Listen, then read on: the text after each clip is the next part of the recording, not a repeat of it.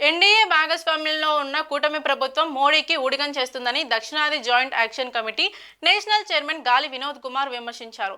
బ్రాడీపేటలోని ఎన్హెచ్ఓలో జరిగిన మీడియా సమావేశంలో డీజేఏసీ national chairman గాలి వినోద్ కుమార్, ఏపీ అధ్యక్షురాలు జయసుధ మాట్లాడారు. ఉత్తరాది నాయకులకు కూటమి నేతలు తలవంచారని ఎద్దేవా చేశారు. ఆంధ్రప్రదేశ్కు ప్రత్యేక హోదా ఇవ్వకుండా కేంద్ర ప్రభుత్వం అన్యాయం చేసిందని గుర్తు చేశారు. దక్షిణాది ప్రాంతాలకు ప్రత్యేక ఆర్థిక మండలి ఏర్పాటు చేసి హైదరాబాద్ను దేశ రెండవ రాజధానిగా ప్రకటించాలని డిమాండ్ చేశారు.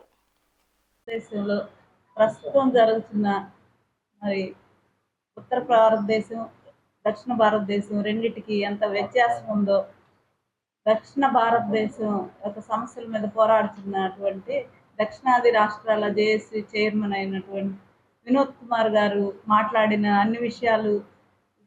ఇన్ని విషయాలన్నిటిలో ముఖ్యంగా ఎంతో డీలిమిటేషన్ అనే కాకుండా పన్నుల వాటా కూడా ఒకటి ముఖ్యమైన విషయం. ఈరోజు మొన్న రీసెంట్గా స్టాలిన్ గారు కూడా 41% ఇవ్వాల్సిందే కంపల్సరీ సెంట్రల్ గవర్నమెంట్ స్టేట్ గవర్నమెంట్కి అని చెప్పి ఆయన ఒక ప్రతిపాదన పెట్టారు. అది ఇస్తామని చెప్పి మోడీ గవర్నమెంట్ ఇంతవరకు ఇవ్వకుండా ఉండటం కూడా మనం చూస్తున్నాం.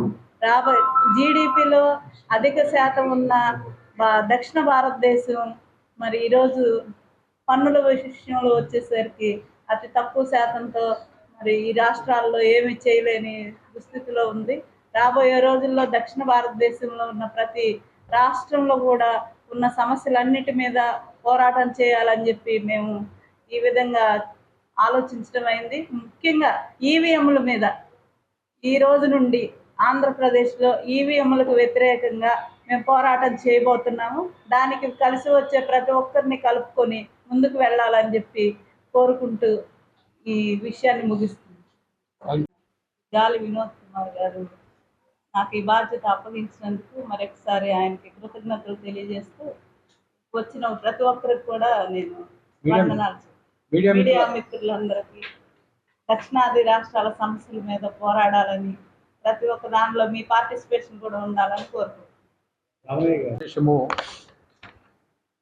దక్షిణాదికి జరుగుతున్న అన్యాయాలు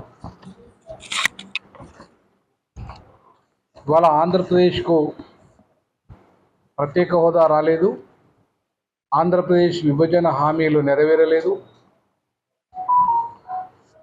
తెలంగాణకు ప్రత్యేక ప్యాకేజీ రాలేదు, విభజన హామీలు పూర్తిగా నెరవేరలేదు. అయినా సరే ఇవాళ భారత ప్రధానమంత్రి గారిని అంటే ఒక రకంగా చెప్పాలంటే భజన చేస్తూ ఉన్న కూటమి ప్రభుత్వం ఏదైతే ఉందో, బీజేపీ ప్రభుత్వాన్ని, ఎన్డీఏ ప్రభుత్వాన్ని, అందులో భాగస్వామ్యంగా ఉన్న కూటమి ప్రభుత్వము ఒక రకంగా మోడీ భజన చేస్తూ ఆంధ్రప్రదేశ్కు రావాల్సిన వాటాని రప్పించడంలో వైఫల్యం చెందిందనేది వాస్తవం. పవన్ కళ్యాణ్ గారు ఉత్తరాది మీద ఆధిపత్యం మీద ఆయన కొత్తలో పార్టీ పెట్టిన కొత్తలో కానీ కొత్త కాలం కానీ చాలా ఆయన ఎగిరెగిరి పడ్డారు. మరి అలా ఎందుకు మరి గులాంగిరి చేస్తున్నారో నాకు అర్థం కావట్లేదు. బాబు గారు 40 ఏళ్ళ రాజకీయ జీవితం, 43 ఏళ్ళ రాజకీయ జీవితంలో కూడా ఏనాడు ఉత్తరాదికి సాగిడ పడలేదు. కానీ ఇప్పుడు మాత్రం బాగా పూర్తి స్థాయిలో ఉత్తరాది నాయకులకు, బీజేపీ నాయకులకు పూర్తి స్థాయిలో సరెండర్ అయిపోయారు. ఆంధ్రప్రదేశ్ ఆత్మగౌరవాన్ని తాకట్టు పెట్టారు.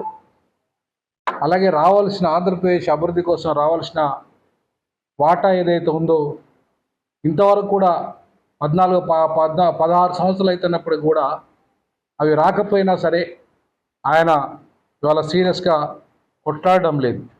ఇవాళ మనం చూస్తున్నాం దక్షిణాదికి డీలిమిటేషన్ ఒక పెద్ద ముప్పు రాబోతున్నది 2026. ఈ డీలిమిటేషన్ వచ్చిన తర్వాత 130 స్థానాలు ప్రస్తుతం దక్షిణాదిలో ఉన్నాయి. 30 స్థానాలు కోల్పోతాం మనం. మనకి ఇక 100 స్థానాలే మిగిలిపోతాయి, ఎంపీ స్థానాలు. అంటే ఇప్పటికే 130 స్థానాలు ఉంటేనే మన లెవెల్ పట్టించుకోవట్లేదు. అసలు ఢిల్లీలో ఆంధ్రప్రదేశ్ ముఖ్యమంత్రిని కానీ తెలంగాణ ముఖ్యమంత్రి కానీ అసలు ఏమాత్రం పట్టించుకోని పరిస్థితి ఇవాళ ఉంది. వాళ్ళను లెక్క చేయని పరిస్థితి కూడా ఉంది ఒక రకంగా చెప్పాలంటే. కేంద్రంలో కీలక పదవులు రాబట్టడంలో కానీ, ఈ రాష్ట్రాలకు, తెలుగు రాష్ట్రాలకు ఏవైతే నిధులు రాబట్టడంలో కానీ వైఫల్యం చెందినప్పటికీ కూడా రేపు ఈ 130 స్థానాలు కోల్పోబోతున్నాం మనము. జనాభా తక్కువ అయిపోయింది మనది.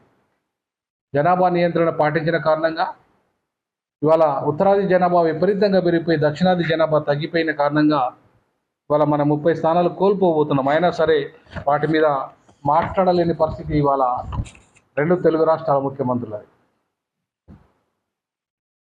ప్రత్యేక ప్యాకేజీ రాకపోయినా, ప్రత్యేక హోదా రాకపోయినా ఇవాళ మాట్లాడలేని పరిస్థితి. దక్షిణాదికి ప్రత్యేక అభివృద్ధి మండలికి నిధులు కేటాయించకపోయినా మాట్లాడలేని పరిస్థితి. హైదరాబాద్ను 1955లో దేశ 2వ రాజధానిగా చేస్తా అని చెప్పేసి ఆనాటి కాంగ్రెస్ ప్రభుత్వం హామీ ఇచ్చింది. అట్లాగే బాబాసాహెబ్ అంబేద్కర్ ప్రతిపాదించారు. ఈరోజు వరకు కూడా దాని గురించి అసలు ప్రస్తావనే లేదు. నిన్నగాక మొన్న సింధూర్ పేరు మీద ఆపరేషన్ సింధూర్ జరిగింది. ఆపరేషన్ సింధూరు జరిగిన తర్వాత వచ్చి అక్కడ ఆ ఉత్తరాది ప్రాంతంలో భూకంపం కూడా వచ్చింది. ఈ భూకంపాలకు నిలయమైన ఉత్తరాది ప్రాంతం, ప్రధానంగా ఢిల్లీ ప్రాంతము సేఫ్ కాదు దేశ రక్షణకు అని చెప్పి అంబేద్కర్ గారు 55లోనే మొదటి ఫజల్ అలీ కమిషన్కి, అంటే మొదటి రాష్ట్రాల విభజన కమిషన్కి లేఖ రాస్తూ మీరు ఉత్తరాదికి పెట్టుకోండి ఢిల్లీని, కానీ దక్షిణాదికి మాత్రం హైదరాబాదు దేశ 2వ రాజధానిగా చేయండి. ఇక్కడ రక్షణ శాఖలకు సంబంధించిన మొత్తం 36 పరిశోధన కేంద్రాలు ఉన్నాయి. ఇవాళ భారతదేశానికి కోవిడ్ను అందిస్తున్న టీకా ఇక్కడే తయారైంది. ఇవాళ భారతదేశానికి మిసైల్స్ను అందించిన మిసైల్స్ ఇక్కడే హైదరాబాద్లో తయారైనాయి. భారతదేశ యుద్ధ రంగానికి సంబంధించిన మొత్తం యుద్ధ నైపుణ్యతకు సంబంధించిన స్ట్రాటజీలు కూడా హైదరాబాదు DRDOలోనే ఇవాళ తయారవుతున్నాయి. ఇంకోటి bench law commission of India ప్రతిపాదించింది, పార్లమెంటరీ కమిటీ ప్రతిపాదించాయి. తర్వాత అనేక సందర్భాలలో ఇది సుప్రీంకోర్టులో చర్చ జరిగింది, పార్లమెంట్లో కూడా చర్చ జరిగింది. కానీ దక్షిణాది మీద చిన్న చూపు కాబట్టి ఇంతవరకు హైకోర్టు బెంచ్ గురించి మాట్లాడుతున్నారు. కానీ ఇవాళ ఆంధ్రప్రదేశ్లో హైకోర్టు బెంచి కర్నూలులో ఏర్పాటు చేయడానికి మాట్లాడుతున్నారు. కానీ ఈ దేశంలో సుప్రీంకోర్టు బెంచి కావాలి దక్షిణాదికి. అది అమరావతిలో పెట్టినా పర్వాలేదు, అది హైదరాబాద్లో పెట్టినా పర్వాలేదు, అది చెన్నైలో పెట్టినా పర్వాలేదు. కానీ బట్ దక్షిణాదికి అయితే ఒక సుప్రీంకోర్టు బెంచ్ కావాలని చెప్పేసి 55 నుండి కొట్లాడుతున్నప్పటికీ నేటికి వరకు కూడా దక్షిణాదిని చిన్నచూపు చూస్తున్న ఉత్తరాది పార్టీలు, ఉత్తరాది ప్రభుత్వాలు ఇవాళ దక్షిణాదికి సుప్రీంకోర్టు బెంచ్ని కూడా ఇవ్వలేదు. ఇలా ఒకే దేశము, ఒకే ఎన్నిక, ఒకే నీటు, ఒకే క్లాటు, ఒకే UPSC, ఇట్లా ఒకే నినాదముతో ఒక ప్రాంతము, ఒక భాష ఆధిపత్యం, ఉత్తరాది ఆధిపత్యం, ఉత్తరాది భాష హిందీ ఆధిపత్యం, వాళ్ళే అక్కడి ప్రాంతం వాళ్ళే. నిన్నగాక మనం చూడండి యూపీఎస్సీ మొన్న నోటిఫికేషన్ ఇచ్చింది. 25 జాయింట్ సెక్రటరీలు, 10 సెక్రటరీ పోస్టుల కోసం. దాంట్లో రూల్ ఆఫ్ రిజర్వేషన్ లేదు.